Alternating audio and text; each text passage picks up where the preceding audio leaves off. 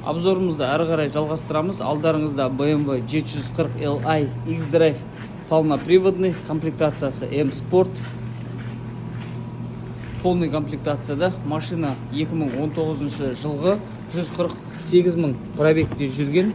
Пробегіне қарамастан машина технически по кузову идеальный состояниеде. Коричневый кожаный салонда, полностью электропакет, память сидения, плавающее сиденье, мультируль, шток прибора электронный, климат-контроль, режим езды эко, комфорт, спорт. Кожалардың барлығы машина идеальный сақталған, идеальный қаралған. Артқы салонына өтетін болсақ, артқы сиденьелерде память сиденьесімен, плавающее сиденье, мониторларымен, крыша панорама, есіктері как положено доводчикпен, төрт есігінде де доводчигі бар.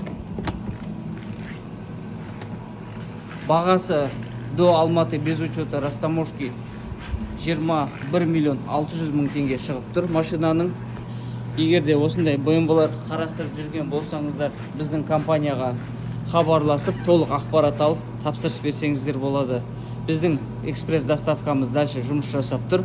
Бір ай көлемінде кез келген машинаны гарантированно елімізге жеткізіп береміз.